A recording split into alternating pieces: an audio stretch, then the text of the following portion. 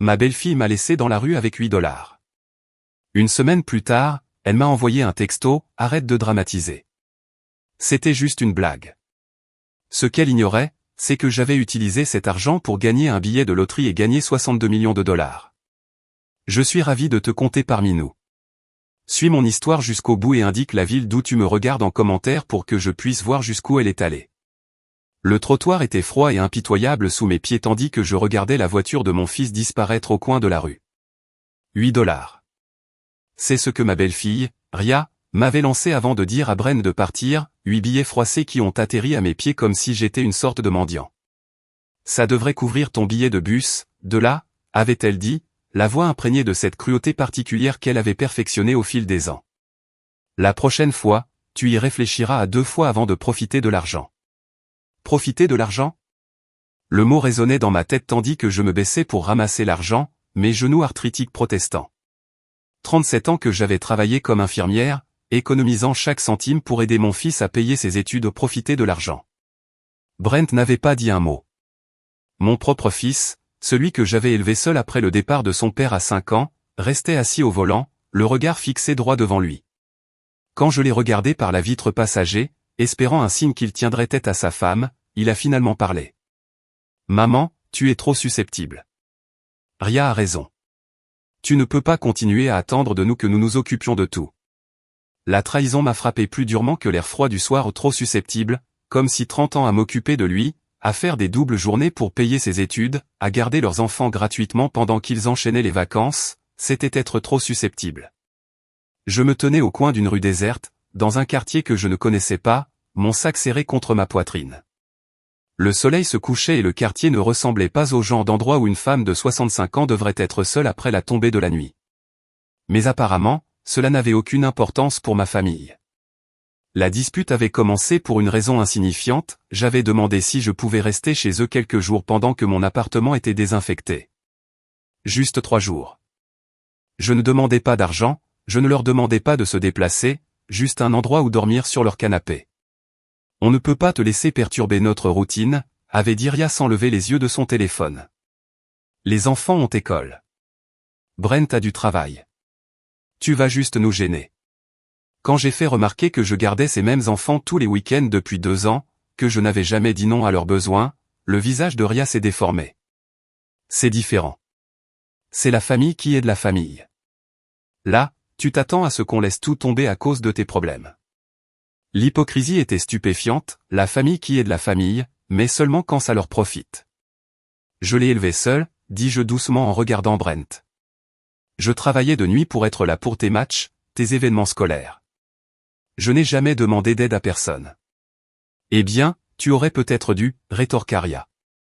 Peut-être que si tu avais mieux planifié, tu n'aurais pas eu besoin de courir nous voir à chaque fois que quelque chose ne va pas. C'est alors que Brent prit enfin la parole pour défendre sa femme, Ria a raison. Maman, tu es adulte. Tu devrais pouvoir gérer ces choses-là toute seule. Ces mots me blessèrent profondément, tellement ils étaient injustes. Il ne s'agissait pas de courir vers eux pour obtenir de l'aide, il s'agissait de la présence de la famille les uns pour les autres. Mais apparemment, j'étais le seul à me souvenir de ce que signifiait la famille. Je me retrouvais seul dans cette rue étrange, 8 $ à la main, cherchant comment rentrer chez moi. L'arrêt de bus le plus proche était à 3 pâtés de maison, selon un homme à la station-service. Mais les bus avaient cessé de circuler sur cette ligne depuis 1 heure. Un taxi coûterait au moins 20 $ de l'argent que je n'avais pas. Je me mis à marcher, les pieds déjà douloureux dans les chaussures confortables que j'avais portées pour ce que je pensais être un dîner de famille. Chaque pas me rappelait à quel point j'avais été mis au rebut, comme un vieux meuble qu'on aurait finalement décidé de jeter. La supérette du coin était le seul endroit encore éclairé. Le vendeur, un jeune homme aux yeux fatigués, leva les yeux à mon entrée. « Ça va, madame ? On dirait que vous avez pleuré. » Je touchai ma joue, surprise de la trouver humide, je ne m'étais même pas rendu compte que je pleurais. « Je vais bien, mentis-je comme je le faisais depuis des années. Il faut juste que tu appelles un taxi avec ton téléphone. » Le téléphone est cassé, s'excusa-t-il. Mais il y a une cabine téléphonique dehors. Bien sûr qu'il y en avait une, parce que cette nuit ne pouvait pas être pire. Je fixai les 8 $ dans ma main, sachant que ce n'était pas suffisant pour un taxi. La cabine coûterait 50 cents, ce qui me laissait 7,50 $, pas assez pour quoi que ce soit d'utile. C'est là que j'ai vu la machine à loterie. Je n'avais jamais été une joueuse, je n'avais jamais acheté de tickets à gratter ni joué au numéro. Mais debout dans ce magasin éclairé au néon, tenant l'argent que ma belle-fille m'avait jeté comme un déchet, quelque chose a changé en moi. Est-ce que cette machine à loterie fonctionne? Ai-je demandé au vendeur. Il a hoché la tête. Tirage Powerball ce soir. Jackpot jusqu'à 62 millions de dollars. 62 millions de dollars. Le chiffre était si énorme qu'il semblait irréel. J'ai repensé au sac à main de créateurs de Ria, à la façon dont elle avait redécoré leur cuisine 2 fois l'année dernière pendant que je mangeais des sandwichs au beurre de cacahuète pour faire durer ma sécurité sociale. Je prends un ticket, me suis-je entendu dire. Choix rapide. La machine ronronnait tandis qu'elle imprimait mon ticket, 5 $ de perdu, il ne me restait que 3 $ et le pire des pronostics. Mais en pliant ce ticket et en le glissant dans mon sac, j'ai ressenti quelque chose que je n'avais pas ressenti depuis des années, de la défiance. Qu'on me trouve trop sensible. Qu'on me traite de parasite. J'avais passé ma vie à prendre soin des autres, à faire passer leurs besoins avant les miens. Il était peut-être temps que je tente ma chance. Le chemin du retour m'a pris 2 heures avec les pieds et les genoux endoloris, à ressasser chaque mot cruel, chaque regard dédaigneux. Mais à chaque pas, quelque chose se durcissait en moi, une détermination que j'ignorais encore posséder. En arrivant à mon appartement, j'avais pris une décision. Gagner ou perdre, il fallait que les choses changent. J'en avais assez d'être leur gardienne commode et leur fardeau gênant. J'en avais assez d'accepter des miettes d'affection de la part de gens qui auraient dû m'aimer inconditionnellement.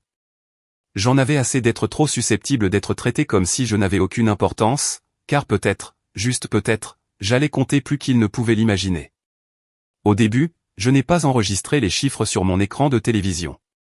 J'étais à moitié endormi sur mon canapé, le billet de loterie oublié dans mon sac depuis cette horrible nuit, une semaine plus tôt.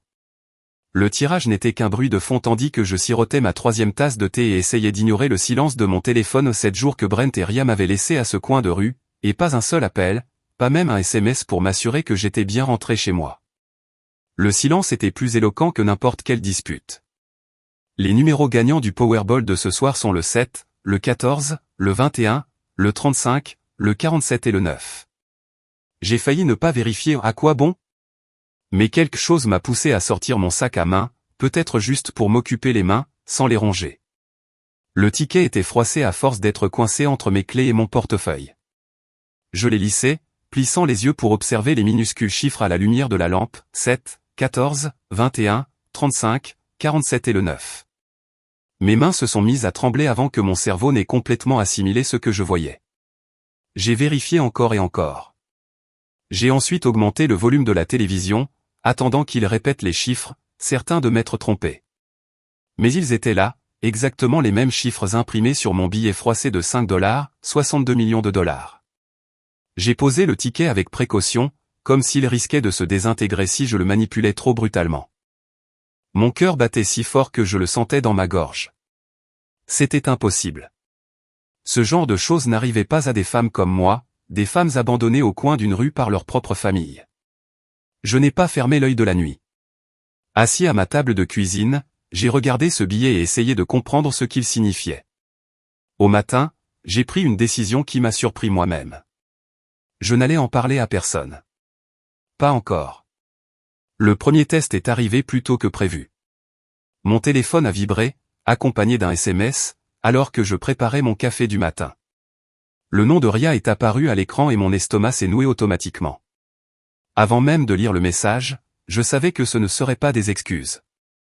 Arrête de dramatiser, de là. C'était juste une blague. Tu agis comme si on avait commis un crime. Brent se sent mal pour l'autre soir. On pourrait peut-être dîner ensemble ce week-end si tu promets de ne pas en faire tout un plat.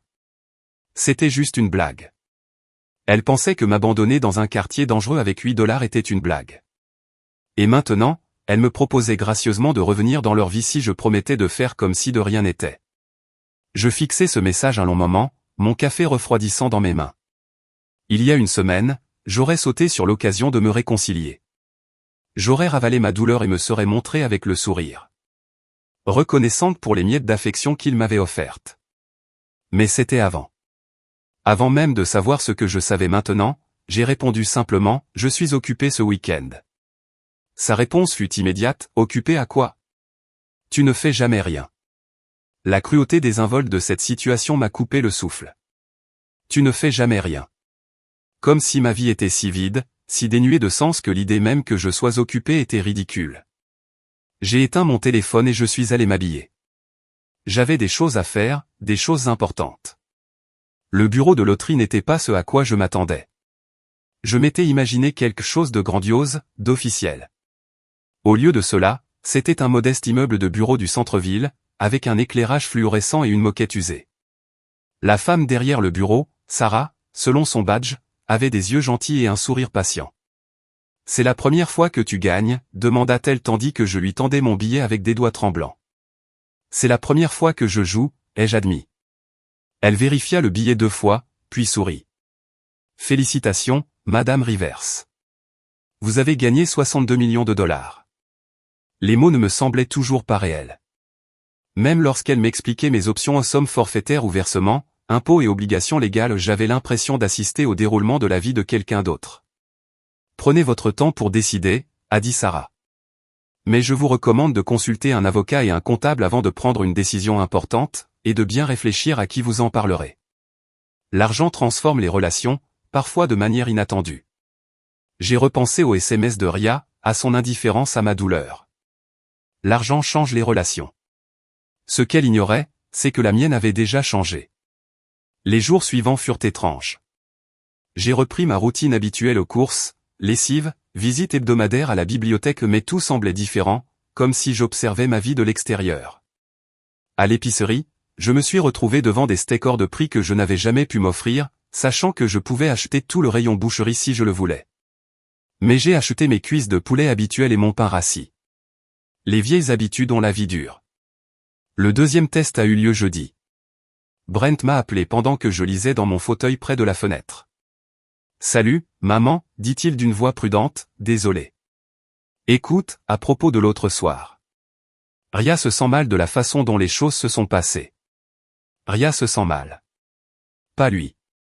Pas nous. Ria. Elle était juste stressée, a-t-il poursuivi devant mon silence. Tu sais comment elle est quand elle organise des événements. Les enfants ont eu leur cours d'école ce week-end et elle était débordée. Toujours une excuse.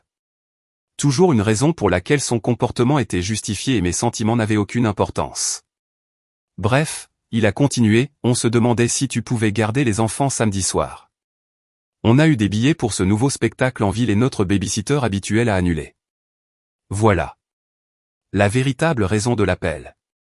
Non pas parce qu'ils me manquaient, non pas parce qu'ils étaient désolés, mais parce qu'ils avaient besoin de quelque chose. Je ne peux pas, dis-je simplement. Comment ça, tu ne peux pas? Tu n'as jamais de projet le samedi soir. Tu ne fais jamais rien. Tu n'as jamais de projet. Les suppositions désinvoltes sur ma vie sans valeur. Je suis occupé, répétais-je. Occupé à quoi? L'irritation se lisait dans sa voix. Maman, nous avons vraiment besoin que tu fasses ça. Les billets coûtaient 300 $. 300 $ pour une soirée, mais il n'avait pas les moyens de débourser 20 $ pour un taxi qui me ramènerait chez moi sain et sauf. Leur priorité était parfaitement claire. Trouve une autre babysitter, dis-je, et je raccrochai. Mon téléphone a sonné immédiatement. Puis de nouveau. Je l'ai éteint et me suis assis dans le silence de mon appartement, émerveillé par le bien-être que cela me procurait de dire non. Ce week-end-là, au lieu de garder mes petits-enfants pendant que leurs parents profitaient d'une soirée à 300 $, j'ai rencontré un avocat, un bon avocat, recommandé par Sarah au bureau de la loterie. Son bureau était doté de véritables panneaux en bois et de chaises en cuir dont les déchirures n'étaient pas recouvertes de rubans adhésifs. « Tu veux garder ça secret pour l'instant ?» dit-il après que je lui ai expliqué ma situation. « C'est intelligent. Cela vous donne le temps de prendre de bonnes décisions avant que la pression ne commence. » Quel genre de pression? Il s'est adossé à sa chaise et m'a observé. Vous seriez surpris de la rapidité avec laquelle la dynamique familiale change lorsque l'argent entre en jeu. Des personnes qui n'avaient jamais pensé à vous se rappellent soudain à quel point elles vous aiment. J'ai pensé au texte de Ria, à l'hypothèse de Brent selon laquelle je laisserais tout tomber pour faire du babysitting. Il ne m'aimait plus. Que ressentirait-il en apprenant l'existence de l'argent? De l'amour ou simplement une version plus intense de la prise qu'ils avaient toujours faite? Je veux organiser certaines choses, lui ai-je dit. Avant que quiconque ne le sache. Je veux être prêt. Il sourit. C'est la chose la plus intelligente que j'ai entendue de la part d'un gagnant à la loterie depuis 20 ans. Alors que je sortais de son bureau cet après-midi-là, mon téléphone a vibré avec un autre message de Ria. Sérieusement, de là? Tu n'as pas pu nous aider un soir? Brent est tellement déçu de toi en ce moment. J'ai regardé ce message, pensant aux 62 millions de dollars que j'avais dans le futur et aux années de déception de mon passé. Il n'avait aucune idée de ce à quoi ressemblait réellement la déception, mais ils étaient sur le point de l'apprendre. Les douleurs thoraciques ont commencé un mardi matin, suffisamment aiguës et soudaines pour me faire laisser tomber ma tasse de café. Il s'est brisé sur le sol de la cuisine, répandant des éclats de céramique et un liquide sombre sur le linoléum que je voulais remplacer depuis des années. Alors que je m'agenouillais pour nettoyer le désordre, une autre douleur me traversa la poitrine. Celui-ci était réel. Le stress des dernières semaines, les nuits blanches passées à planifier ma nouvelle vie, le poids de garder un secret aussi énorme. Mon corps protestait enfin. Mais alors que j'étais assis aux urgences 3 heures plus tard, regardant les infirmières s'affairer avec leur efficacité habituelle, une idée a commencé à germer. Une idée terrible, mais nécessaire. J'avais besoin de savoir exactement où j'en étais avec ma famille. Pas seulement la cruauté occasionnelle à laquelle je m'étais habitué, mais aussi la façon dont ils réagiraient quand j'en aurais vraiment besoin. Quand j'étais vulnérable et effrayé et que je ne pouvais rien leur donner en retour. Le médecin, une jeune femme qui me rappelait moi-même il y a 30 ans, était d'une précision rassurante. C'est lié au stress, m'a-t-elle expliqué après avoir effectué des examens. Votre cœur va bien, mais votre tension artérielle est élevée. Avez-vous ressenti une pression inhabituelle ces derniers temps? J'ai failli rire. Une pression inhabituelle. Si seulement elle savait. Je veux que tu te reposes un peu pendant les prochaines semaines, a-t-elle poursuivi. Réduis ton stress autant que possible. Avez-vous de la famille qui pourrait vous aider? C'était la question, n'est-ce pas? J'ai appelé Brent depuis le parking de l'hôpital, les mains encore légèrement tremblantes à cause des événements de l'après-midi. Maman? Il semblait distrait. Probablement au travail. Quoi de neuf? Je suis à l'hôpital, dis-je, sans avoir à simuler le tremblement dans ma voix. J'ai eu des douleurs à la poitrine ce matin. Le silence s'éternisa si longtemps que je me demandais si l'appel avait été coupé.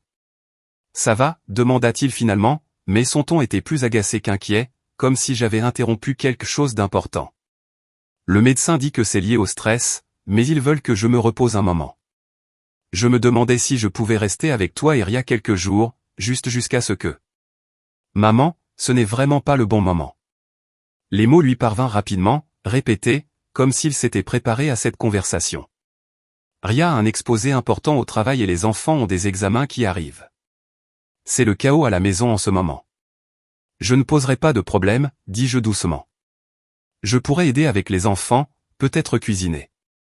Non, il ne s'agit pas d'aider.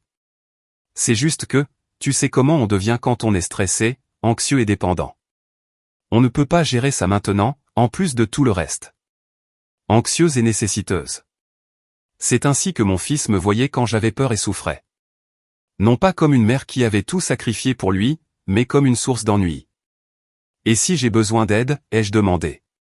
Et s'il arrive quelque chose? Tout ira bien, dit-il avec l'assurance désinvolte de quelqu'un qui n'avait jamais eu à affronter seul une situation aussi effrayante. Tu es coriace. Tu trouves toujours une solution. Dur. J'étais dur quand ils avaient besoin de moi, quand cela signifiait qu'ils n'avaient pas à s'inquiéter pour moi. Mais quand j'avais besoin qu'ils soient forts pour moi, soudain, je me suis senti anxieuse et en manque d'affection. Je dois y aller, maman. On se retrouve dans 5 minutes. La ligne fut coupée, me laissant dans ma voiture, le goût amer de la trahison. Ce soir-là, j'ai rappelé. Cette fois, c'est Ria qui a répondu.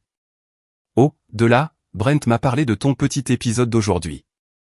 Sa voix était imprégnée d'une fausse sympathie, pire qu'une franche hostilité. Tu sais, ma mère a eu la même chose il y a quelques années, des douleurs thoraciques liées au stress. Le médecin lui a dit que c'était dans sa tête. Tout était dans sa tête. Comme si ma peur et ma douleur n'étaient que le fruit d'une imagination débordante. Tu dois vraiment apprendre à mieux gérer ton anxiété, a-t-elle poursuivi. As-tu envisagé de consulter un thérapeute? Il existe des solutions très abordables pour les seniors. Des options abordables pour les aînés. Elle me classait déjà dans une catégorie, me mettant dans la catégorie « problème de vieillesse à gérer ». J'espérais pouvoir rester avec toi quelques jours seulement, dis-je, détestant le ton faible de ma voix. Juste le temps de me sentir plus stable. Oh, ma chérie, j'aimerais qu'on puisse t'aider, mais notre chambre d'amis sert de bureau à Brent en ce moment.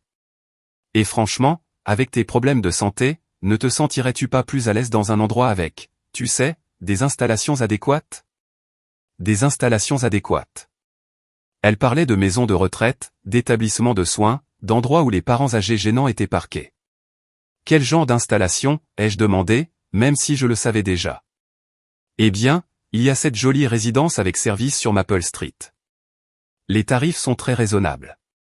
Il y a du personnel infirmier et des activités pour les résidents. Vous pourriez même y trouver plus de plaisir qu'à rester enfermé ici, avec tout ce chaos. Cette suggestion m'a fait l'effet d'un coup dur.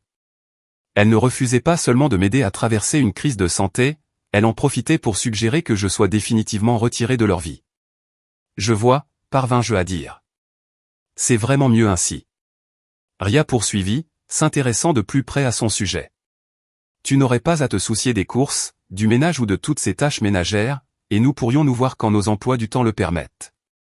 Chaque fois que leur emploi du temps le leur permettait, ce qui, au vu des dernières semaines, ne serait jamais. Je devrais te laisser partir, dis-je. Rassure-toi, de là, et réfléchis bien à ce que j'ai dit. Parfois, un changement d'air est exactement ce dont on a besoin. Après avoir raccroché, je me suis assis dans mon appartement silencieux et j'ai senti quelque chose mourir en moi au pâle espoir qui s'était éteint des semaines plus tôt au coin d'une rue avec $8 froissés. Ce qui est mort, c'est le dernier vestige de la croyance que le sang avait une quelconque valeur pour ces gens. Ils ne refusaient pas seulement de m'aider dans un moment de réel besoin, ils cherchaient activement à se débarrasser de moi définitivement. Ria avait pratiquement cherché des maisons de retraite pendant que j'expliquais encore mes symptômes. J'ai ouvert mon ordinateur portable et commencé mes recherches pas dans des maisons de retraite, mais auprès de cabinets d'avocats, de spécialistes en planification successorale, de conseillers financiers spécialisés dans la protection des gains de loterie. Si ma famille voulait me traiter comme un fardeau dont il fallait se débarrasser, je veillerais à ce qu'elle n'ait plus jamais l'occasion de me charger à nouveau. Le lendemain matin, j'ai appelé mon avocat. Je veux modifier mon testament, lui ai-je dit. Et je veux créer des fiducies. Plus précisément, je veux m'assurer que si quelque chose m'arrive, certaines personnes ne pourront pas prétendre qu'elles prenaient soin de moi par amour. Il faut se protéger contre les accusations d'abus d'influence, dit-il d'un ton entendu. C'est judicieux, surtout compte tenu de ce que vous m'avez dit sur leur comportement récent. Il y a autre chose, ai-je dit. Je veux les tester une fois de plus, mais je veux que ce soit documenté. Quel genre de test? Je lui ai parlé de mes douleurs thoraciques, de leurs réactions, de la suggestion de Ria de me placer en résidence médicalisée. Je veux voir jusqu'où ils iront, ai-je dit. Je veux savoir exactement qui sont ces gens avant de décider quoi faire du reste de ma vie. Il resta silencieux un long moment. Madame Rivers, êtes-vous sûre de vouloir vous infliger ça? Vous savez déjà qu'ils ne vous traitent pas bien. Je sais qu'ils ne me respectent pas, ai-je corrigé. Mais j'ai besoin de savoir s'il reste un peu d'amour, une réelle préoccupation. Parce que s'il n'y en a plus, je pensais à 62 millions de dollars, 37 ans d'allaitement et un fils qui me traitait d'angoissée et de nécessiteuse quand j'avais peur et que je souffrais, s'il n'y en a plus, alors j'ai besoin de le savoir aussi. Au cours de la semaine suivante, j'ai mis leur réponse à l'épreuve par petites touches. J'ai appelé pour me dire que j'avais des vertiges, des difficultés avec mes médicaments, de la confusion et de la peur. À chaque fois, la réponse était la même, irritation, suggestion de m'en occuper moi-même, recommandation de services pour personnes âgées à prix abordable. Pas une seule fois, ni l'un ni l'autre n'ont proposé de venir. Pas une seule fois, ils ne m'ont suggéré de consulter leur médecin de famille plutôt que de me contenter des urgences et des cliniques sans rendez-vous. Pas une seule fois, ils ne m'ont traité comme quelqu'un dont ils se souciaient vraiment. Vendredi, j'avais ma réponse. Ils ne m'aimaient pas. Ils me toléraient à peine. Et quand je devenais gênante, quand j'avais besoin de plutôt que l'inverse, ils cherchaient activement à se débarrasser de moi. Cette connaissance aurait dû me détruire. ChatGPT a dit. Au contraire, cela m'a libéré, car maintenant je savais exactement à quoi j'avais affaire et je pouvais planifier en conséquence. L'invitation à dîner est arrivée 3 semaines plus tard, avec le mélange habituel de fausse chaleur et d'exigences sous-jacentes de Ria. On a une petite réunion de famille dimanche soir, a-t-elle annoncé lors de son appel. Rien de spécial, juste nous et les enfants. Brent a pensé que ce serait sympa de t'avoir ici. Brent pensa, pas, nous, pensa, pas, je, pensa. Brent pensa, ce qui signifiait que c'était probablement sa conscience qui le rattrapait enfin, après des semaines à me traiter comme un parent malade. Quelle est l'occasion, ai-je demandé. Oh, tu sais, juste du temps en famille. On s'est rendu compte que ça faisait longtemps qu'on ne s'était pas vraiment retrouvés. Cela faisait exactement 26 jours qu'il m'avait abandonné au coin de cette rue. 26 jours que Ria m'avait suggéré d'emménager en résidence médicalisée parce que je souffrais de douleurs à la poitrine. Mais apparemment, nous étions tous censés faire comme si de rien n'était. Dois-je apporter quelque chose? Ai-je demandé, connaissant déjà la réponse. En fait, si tu pouvais préparer cette salade de pommes de terre que les enfants adorent, ce serait super. Et pourquoi pas acheter des petits pains? Les bons de la boulangerie Romano, pas ceux du supermarché, bien sûr. Leur invitation comportait une liste de courses et des exigences précises. J'étais le bienvenu à leur table, à condition de payer pour ce privilège et d'apporter mes propres plats. À quelle heure dois-je être là? 17h30. Oh, Andela, tu pourrais peut-être mettre cette robe bleue, celle de Pâques. Elle te va si bien. La robe bleue qui avait 3 ans et commençait à s'effilocher, mais qui était apparemment la meilleure que je pouvais porter à leurs yeux. Compris, ai-je dit. Dimanche soir, je me tenais sur leur porche, un plat de salade de pommes de terre et un sac de petits pains coûteux à la main, écoutant les rires et les conversations à l'intérieur. Par la fenêtre, je voyais mes petits-enfants, Emma et Jake, courir dans le salon, tandis que Brent et Ria étaient confortablement installés sur leur canapé d'angle en cuir, un verre de vin à la main. Le décor était parfait, chaleureux et accueillant, comme ces dîners de famille dont je rêvais depuis des années. J'aurais dû me douter que c'était trop beau pour être vrai. Ria m'ouvrit, vêtue d'un chemisier en soie fluide qui coûtait probablement plus cher que mon budget mensuel de course, avec un sourire radieux et artificiel. De là, je suis ravi que tu aies pu venir. Entre. La maison sentait le roast-beef et l'ail, des bougies de luxe brûlées partout. Tout était parfaitement agencé, des fleurs fraîches sur la table à manger aux coussins savamment disposés sur le canapé. C'était le genre de maison dont j'avais rêvé quand Brent était jeune, à l'époque où je faisais des doubles journées et mangeais des nouilles ramen au dîner pour qu'il puisse avoir ses nouveaux vêtements d'école. Grand-mère Emma, dit Emma, 8 ans, en courant vers moi et en lassant mes jambes. Au moins, les enfants semblaient encore sincèrement heureux de me voir. Coucou, ma puce, dis-je en l'embrassant sur le haut de la tête. Comment se passe l'école? Bien. J'ai eu un A à mon projet de science. Tu veux le voir? Avant que je puisse répondre, Ria est arrivée et a dirigé Emma vers la cuisine. Pourquoi n'aides-tu pas grand-mère à ranger son repas, ma puce? Le dîner est presque prêt. Dans la cuisine, j'ai disposé ma salade de pommes de terre et mes petits pains à côté du plat préparé par Ria. Tout semblait luxueux et réalisé avec professionnalisme, du rôti parfaitement doré aux accompagnements élaborés, disposés dans des bols assortis. Tout cela a l'air merveilleux, dis-je, sincèrement. J'ai cuisiné toute la journée, a-t-elle dit, avec l'air de quelqu'un qui vient de terminer un marathon, même si j'ai remarqué les étiquettes de prix encore sur certains contenants, suggérant qu'au moins une partie du repas avait été préparée. Brent est apparu dans l'embrasure de la porte, une bière à la main, et m'a serré dans ses bras, ce genre de geste gêné qui ressemblait plus à une obligation qu'à de l'affection. Salut, maman. Content de te voir.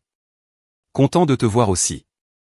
J'ai étudié son visage, à la recherche d'un signe de chaleur authentique, d'une indication qu'il m'avait manqué au cours des dernières semaines, mais son sourire était la même expression polie qu'il pourrait donner à un voisin ou à un collègue.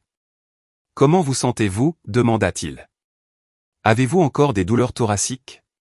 La question semblait assez inquiète, mais son ton était décontracté, comme s'il demandait la météo. Je m'en sors, dis-je. Bien. Bien. C'est bien ce que je pensais. Tu es coriace. Et voilà, j'étais encore dur quand cela signifiait qu'il n'avait pas à s'inquiéter pour moi, qu'il n'avait pas à m'aider ou à s'en soucier. Le dîner commença plutôt agréablement. Les enfants parlèrent de l'école et de leurs amis. Brent parla d'une promotion qu'il espérait au travail, et Ria partagea des ragots sur leurs voisins. Pendant quelques minutes, je me suis laissé aller à l'illusion que c'était ce que j'avais toujours voulu, un dîner de famille normal, où j'avais ma place. Cette illusion s'est brisée à mi-chemin du repas. Alors, maman, dit Brent en découpant son rôti de bœuf avec une précision chirurgicale. Ria et moi avons discuté, et nous pensons qu'il serait temps pour toi d'envisager quelques changements de mode de vie. La façon dont il l'a dit avec tant de neutralité m'a serré l'estomac. Quel genre de changement, ai-je demandé. Ria se pencha en avant, l'air sérieux et inquiet, d'une manière qui laissait présager qu'elle allait dire quelque chose de dévastateur tout en prétendant que c'était pour mon bien. On s'inquiète que tu vives seule, dit-elle. Surtout après ces soucis de santé. Et si quelque chose de grave se produisait et qu'il n'y avait personne pour aider? J'ai des voisins, dis-je prudemment, et je peux toujours appeler le 911. Mais ce n'est pas vraiment une solution à long terme, n'est-ce pas, intervint Brent. Enfin, tu as 65 ans maintenant. Ces choses ne vont qu'empirer. Ces choses au mon âge, ma santé, mon existence même étaient devenues des choses à gérer plutôt que des éléments naturels de la vie. Que suggérez-vous, demandai-je, même si je me doutais déjà de quelque chose. Le visage de Ria s'illumina, comme si elle attendait cette ouverture. Il y a un endroit merveilleux appelé Sunset Manor. C'est une résidence avec service, très bien notée. Il propose des activités, du personnel médical sur place, des formules repas. Ça nous soulagerait, avouez à nous, d'un tel stress. Des soins professionnels, a-t-elle ajouté. Leurs paroles résonnaient comme la sentence d'un juge. Brent hocha la tête. On s'inquiète tout le temps pour toi, maman, tu manges bien, tu prends tes médicaments, tu restes en sécurité. Ce serait un tel soulagement de savoir que tu es quelque part, avec des soins professionnels. Avez-vous regardé cet endroit, ai-je demandé. Oh oui, répondit Ria avec enthousiasme. Je suis passé devant la maison la semaine dernière. Le domaine est très beau, le personnel est sympathique et ce n'est pas trop cher. Eh bien, dans les limites de votre budget de sécurité sociale, a précisé Brent, comme s'ils avaient calculé précisément le coût de mon entreposage et jugé que c'était abordable.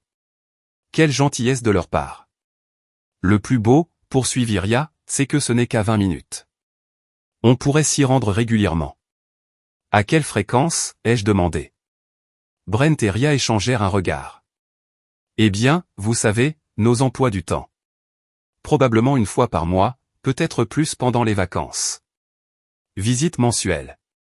Après avoir passé ma vie à élever Brent, à être là pour chaque genou écorché et chaque cœur brisé, à sacrifier mes propres rêves pour qu'il puisse réaliser les siens, il me proposait des visites mensuelles. Et les enfants, demandai-je. Quand est-ce que je verrai Emma et Jack? Un autre regard entre eux, plus long, plus inconfortable. Le truc, c'est que, dit lentement Ria, on pense que ce serait mieux si leur visite était supervisée. Tu sais comment on se sent parfois quand on est stressé ou contrarié. On ne veut pas que les enfants te voient comme ça. Visite surveillée. Il parlait de moi comme si j'étais un danger pour mes propres petits-enfants, comme si mon amour pour eux était toxique. Comment puis-je y aller, demandai-je doucement. Oh, tu sais, dit Ria d'un geste vague de la main. Il y a une navette. Et tu peux nous appeler si tu as besoin d'un transport. Émotionnelle, nécessiteuse, les enfants ne comprennent pas pourquoi grand-mère est toujours triste ou inquiète.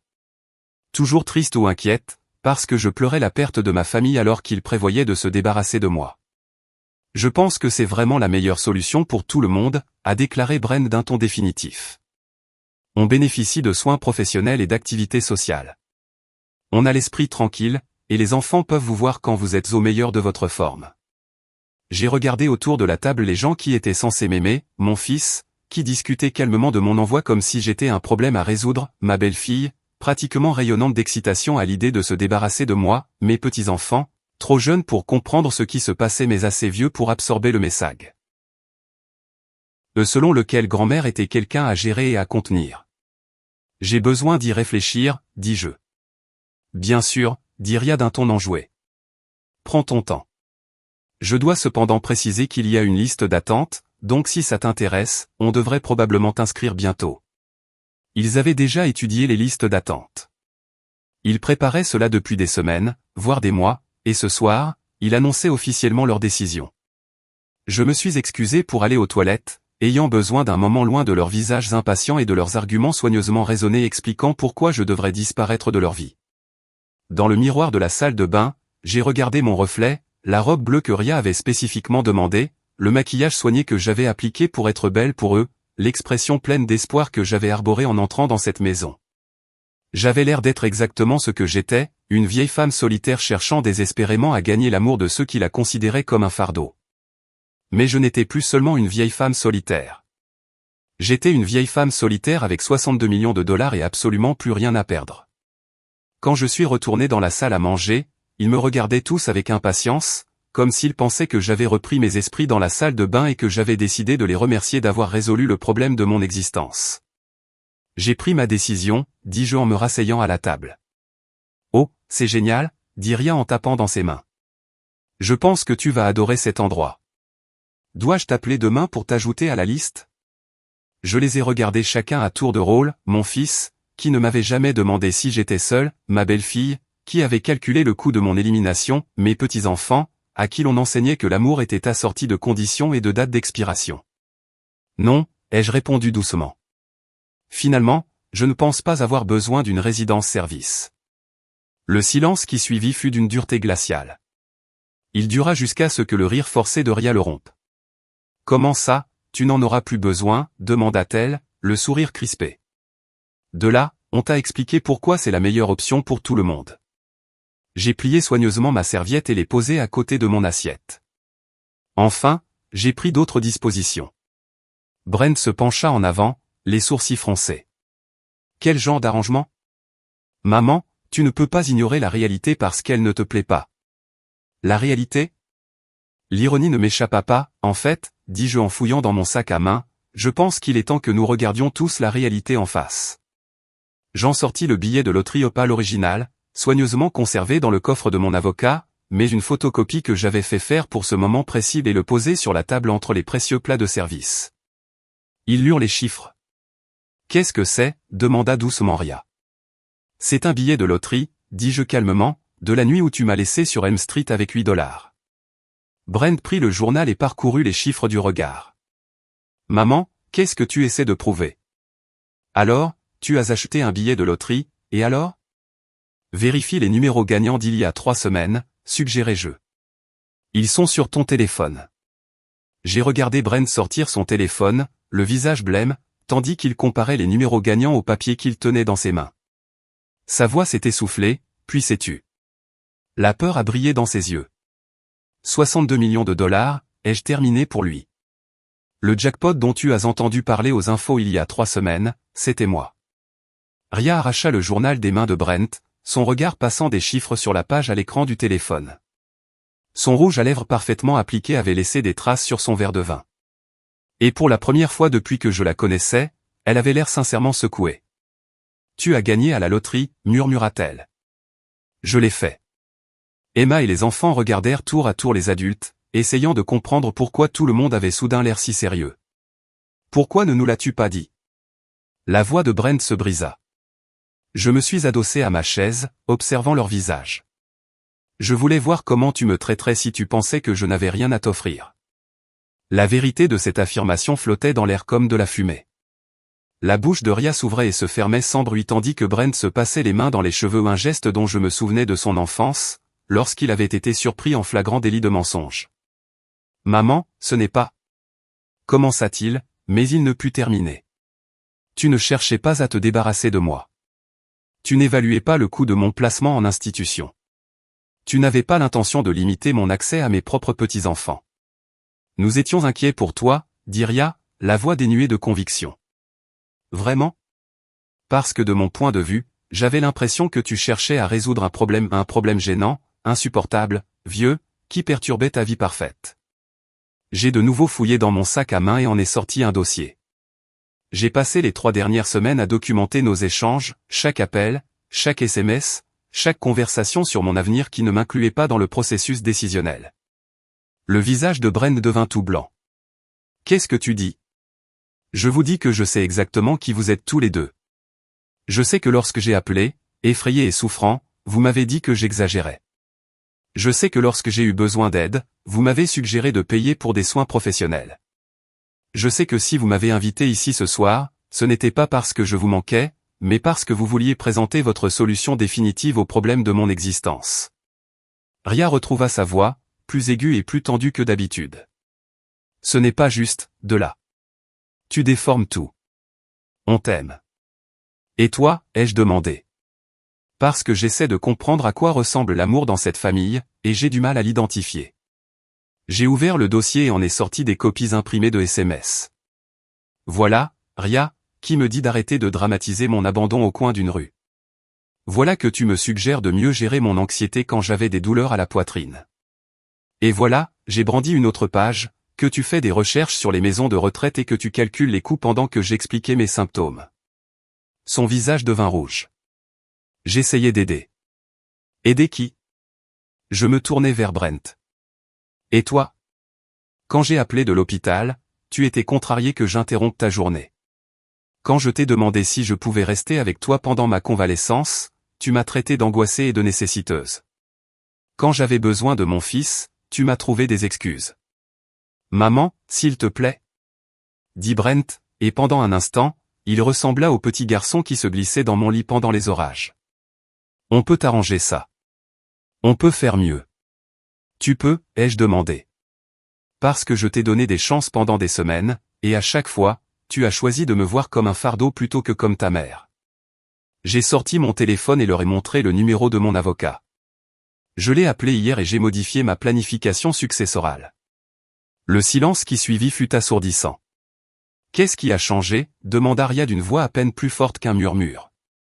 Au départ, j'avais prévu de tout léguer à Brent et aux enfants, un fonds fiduciaire pour les études d'Emma et Jack, la maison, le peu qu'il me restait d'économie. Je marquai une pause, observant leur visage. Mais ensuite, j'ai repensé à ce que vous avez dit ce soir, j'ai besoin de soins professionnels, je suis trop émotive et nécessiteuse pour que mes propres petits-enfants restent seuls. Nous ne voulions pas dire ça, commença Brent. Tu étais sincère, l'interrompis-je. Et je te crois. J'ai sorti un document juridique. Voici une copie de mon Nouveau Testament. Les enfants recevront un modeste fonds fiduciaire pour leurs études, assez pour l'université, mais pas assez pour être des cibles. Le reste sera reversé à des associations caritatives venant en aide aux personnes âgées abandonnées par leur famille. Ria émit un son entre le halètement et le sanglot. Il y a aussi ceci, continuai-je en tendant un autre document par-dessus la table. Un relevé détaillé de chaque dollar que j'ai dépensé pour subvenir aux besoins de cette famille au fil des ans, chaque remboursement d'hypothèque, chaque voyage que j'ai financé, chaque achat de vêtements pour l'école ou chaque urgence, avec les intérêts calculés. Les hauts taux du marché. Les mains de Brent tremblaient lorsqu'il prit le papier. Maman, ceci dit qu'on te doit plus de 200 000 $. C'est exact. 27 ans de soutien financier, documenté et calculé. Je ne demande pas à le récupérer. Considérez-le comme mon dernier cadeau. Mais je voulais que vous voyiez à quel point votre mère, dépendante et anxieuse, a contribué à la vie que vous tenez tant à protéger de son influence. La pièce était si silencieuse que j'entendais le tic-tac de l'horloge. Emma tira sa mère par la manche. Maman, pourquoi tout le monde pleure? Parce que, dis-je doucement, il pleure. Le maquillage parfait de Ria coulait sur ses joues et les yeux de Brent étaient rouges tandis qu'il fixait les chiffres sur le papier. Je ne fais pas ça pour te faire du mal, dis-je doucement. Je fais ça parce que tu m'as clairement fait comprendre que tu ne voulais pas de moi dans ta vie, sauf si je te suis utile. Et j'en ai assez d'être utile à des gens qui ne m'aiment pas. On t'aime vraiment, dit Brent d'un ton désespéré. On a fait des erreurs. Tu as fait des choix, ai-je corrigé. Tu as choisi de me voir comme un problème à gérer plutôt que comme une personne à chérir. Ce soir, ce n'était que la présentation finale d'une décision que tu as prise il y a des semaines. Je me suis levé, ma chaise raclant le parquet. Je veux que vous sachiez que je ne vous déteste pas, ni l'un ni l'autre. Mais je ne vous fais pas confiance, et je ne peux pas construire de relation avec des gens qui ne m'apprécient que si j'ai quelque chose qu'ils désirent. Où vas-tu? Demanda Ria, la panique s'insinuant dans sa voix. Chez moi, dis-je. Dans mon appartement, celui que tu juges trop dangereux pour que j'y vive seul. J'ai rassemblé mon sac et mon dossier. Ne vous inquiétez pas pour venir me voir à Sunset Manor. Je n'y serai pas. Maman, attends. Brent se leva si vite que sa chaise tomba. S'il te plaît, on peut en parler. On peut trouver une solution. Je l'ai regardé un long moment en l'homme que j'avais élevé, pour qui je m'étais sacrifié, que j'avais aimé inconditionnellement pendant 37 ans. On peut, ai-je demandé. Parce que j'essaie depuis des mois, et chaque conversation se termine par toi qui me dis ce qui ne va pas chez moi et comment je dois changer pour m'intégrer à ta vie. Ce n'est pas ce que nous voulions dire. C'est exactement ce que tu voulais dire. Et tu sais quoi? Tu as raison. J'ai vraiment besoin de changer. Je dois arrêter de quémander de l'amour auprès de gens qui ont déjà décidé que je n'en valais pas la peine. Je me dirigeais vers la porte, écoutant leurs pas qui me suivaient. Dans le hall d'entrée, entouré de photos de famille où tout le monde était représenté sauf moi, je me retournai une dernière fois. L'argent change tout pour moi, ai-je dit. Mais ça ne change rien à qui tu es. Ce soir, tu m'as montré exactement quel genre de personne tu es devenue, et je te crois. J'ai ouvert la porte d'entrée et je suis sorti dans l'air frais du soir. Derrière moi, j'entendais la voix aiguë et désespérée de Ria. De là, s'il te plaît, on peut tout recommencer. On peut faire mieux. Je ne me suis pas retourné. Certains ponts, une fois brûlés, ne sont jamais destinés à être reconstruits. En rentrant chez moi dans les rues familières de mon quartier, j'ai ressenti quelque chose que je n'avais pas ressenti depuis des années, la paix. Pas le bonheur, pas encore, mais la paix, celle que l'on éprouve lorsqu'on met fin à un combat qu'on n'aurait jamais pu gagner.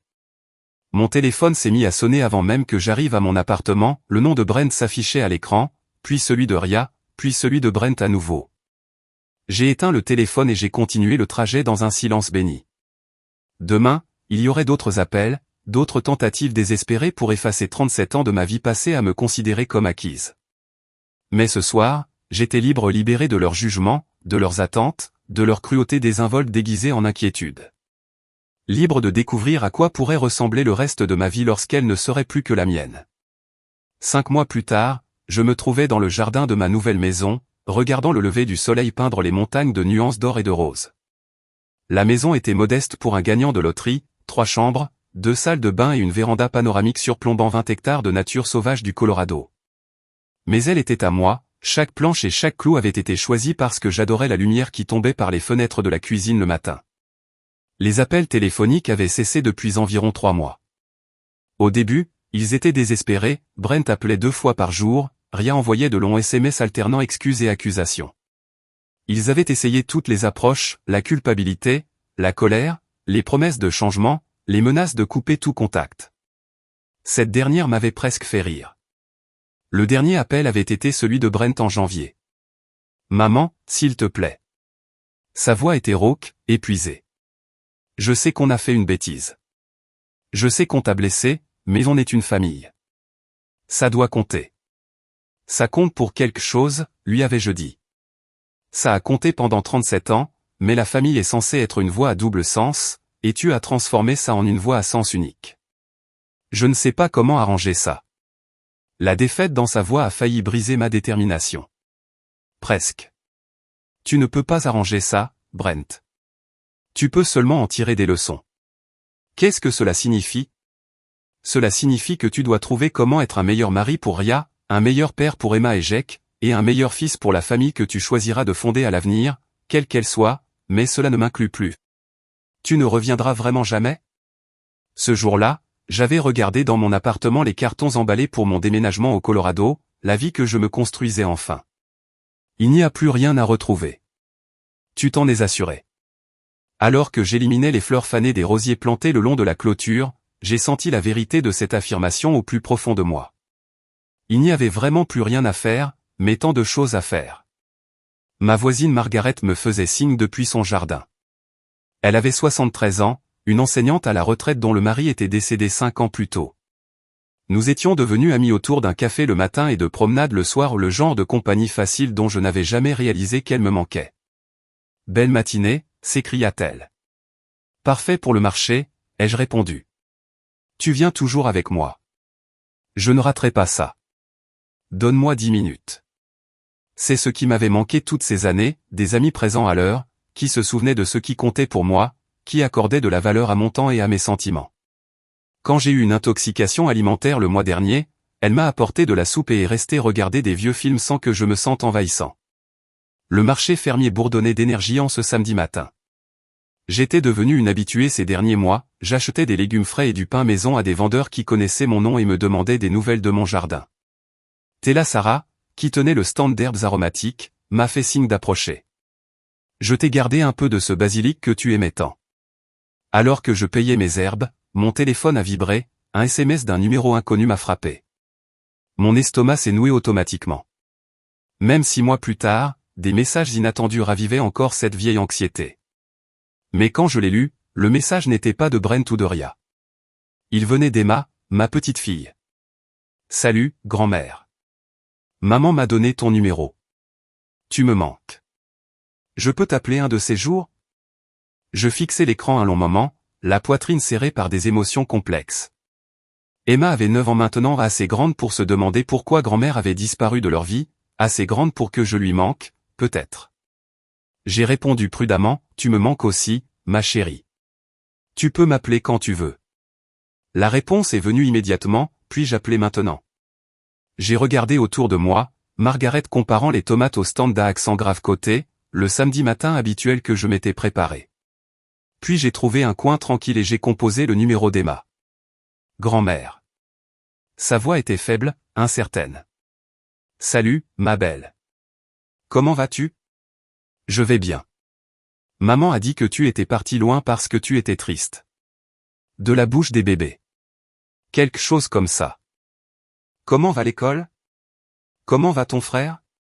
Pendant les 20 minutes qui suivirent, Emma parla de sa vie, sa nouvelle prof, l'anniversaire de sa meilleure amie, le livre qu'elle lisait. Des choses normales à 9 ans qui me remplissaient le cœur et le brisaient en même temps. Grand-mère, dit-elle alors que notre conversation touchait à sa fin, es-tu heureuse maintenant là où tu vis? La question m'a pris au dépourvu. Oui, ma chérie. Je suis heureuse. Bien. Maman pleure parfois et dit que tu lui manques. J'ai fermé les yeux, ressentant le poids des choix et des conséquences. Ta maman me manque aussi. Mais parfois, les adultes prennent des décisions qui blessent les gens, et ces blessures mettent du temps à guérir. Est-ce que tu reviendras un jour? La question que je redoutais. Je ne crois pas, Emma. Mais ça ne veut pas dire que je ne t'aime pas. Ça veut juste dire que parfois, l'amour ne suffit pas à tout arranger. Après avoir raccroché, je suis resté longtemps assise dans ma voiture, à regarder les familles se promener ensemble au marché. Une partie de moi avait envie de retourner directement à cette maison, de franchir la porte et de faire comme si les 6 derniers mois n'avaient jamais eu lieu, d'être la grand-mère qui préparait des biscuits et prodiguait un amour inconditionnel, peu importe comment elle était traitée en retour. Mais j'avais essayé cela pendant 37 ans et cela avait failli me détruire. Au lieu de cela, je suis rentré chez moi, dans ma paisible maison, dans mon jardin et dans ma nouvelle vie. J'ai appelé mon avocat et créé un petit fonds fiduciaire pour Emma et Jake, pas assez pour qu'ils soient gâtés, mais assez pour qu'ils sachent que leur grand-mère les avait aimés, même de loin. Ce soir-là, alors que j'étais assis sur ma véranda avec une tasse de thé et un livre, Margaret est arrivée avec une bouteille de vin. On dirait que tu as besoin de compagnie, a-t-elle dit.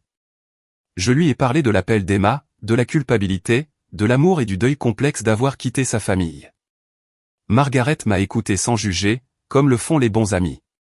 Est-ce que tu le regrettes parfois, m'a-t-elle demandé quand j'ai eu fini. J'ai réfléchi sérieusement à la question. Je regrette que cela ait été nécessaire. Je regrette que mon fils et sa femme aient privilégié leur fierté plutôt que notre relation. Je regrette que mes petits-enfants grandissent en se demandant pourquoi grand-mère est partie. Mais regrettes-tu d'être partie? J'ai regardé mon jardin, la vie que j'avais construite de mes propres mains et de mon cœur, le coucher de soleil peignant le ciel de couleurs impossibles, la paix qui s'était installée dans mes os au cours de ces derniers mois.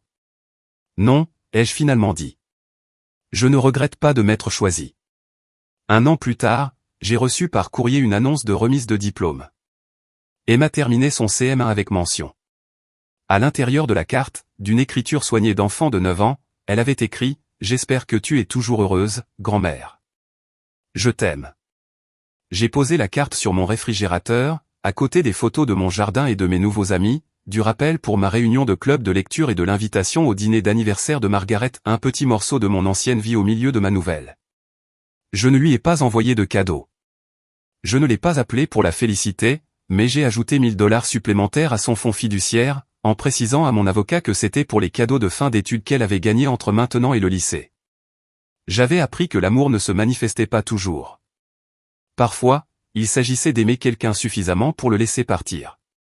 Parfois, cela ressemblait à se protéger de ceux qui ne voyaient pas notre valeur, même s'ils partageaient notre sang. 2 ans après ce dîner qui a tout changé, j'étais vraiment heureuse.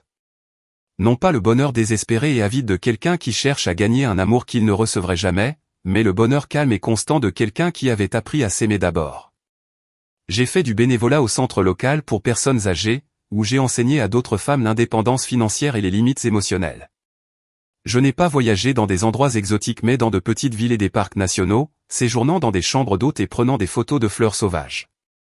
Je suis sorti avec un homme gentil nommé Robert qui m'a traité comme si je méritais d'être écouté, d'être chéri. Plus important encore, j'avais appris la différence entre être seul et être solitaire. Pendant 37 ans, j'ai été désespérément seul, entouré de ma famille. Maintenant, j'étais paisiblement seul et plus riche dans tous les domaines qui comptaient. Lors des soirées tranquilles, je me demandais parfois ce qui serait arrivé si j'étais resté.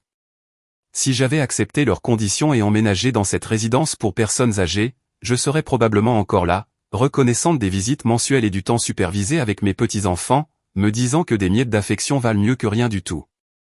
Mais j'avais choisi différemment. J'avais choisi la dignité plutôt que le désespoir, le respect de soi plutôt que le sacrifice de soi. J'avais choisi de croire que je méritais mieux que la tolérance de la part de personnes qui étaient censées m'aimer. Le billet de loterie m'avait donné 62 millions de dollars. Mais m'éloigner de ceux qui ne voyaient pas ma valeur m'avait apporté quelque chose d'inestimable, la connaissance que j'étais suffisant, exactement comme j'étais, que quelqu'un d'autre le reconnaisse ou non. Parfois, le meilleur héritage que vous puissiez laisser n'est pas l'argent, parfois, c'est l'exemple de ce que signifie se choisir soi-même, refuser d'accepter moins que ce que l'on mérite, s'éloigner d'une table où l'on n'est pas honoré. J'espérais qu'Emma se souviendrait de cette leçon un jour. J'espérais qu'elle se souviendrait que sa grand-mère était assez courageuse pour partir, assez forte pour prendre un nouveau départ et assez sage pour savoir que l'amour sans respect n'est pas du tout de l'amour. Alors que le soleil se couchait sur ma vue sur la montagne, peignant le ciel de nuances d'espoir et de possibilités, j'ai levé ma tasse de thé dans un toast silencieux à la femme que j'étais devenue, au choix qui m'avait amené ici, à la vie que j'avais finalement appris à revendiquer comme mienne. Certaines histoires ne se terminent pas par une réconciliation, certaines se terminent par une libération, et parfois c'est la plus belle de toutes. Maintenant, je suis curieux à votre sujet, vous qui écoutez mon histoire, que feriez-vous si vous étiez à ma place? Avez-vous déjà vécu une expérience similaire? Laissez un commentaire ci-dessous. En attendant, je laisse sur l'écran final 2 autres histoires qui sont les préférées de la chaîne, et elles vous surprendront certainement.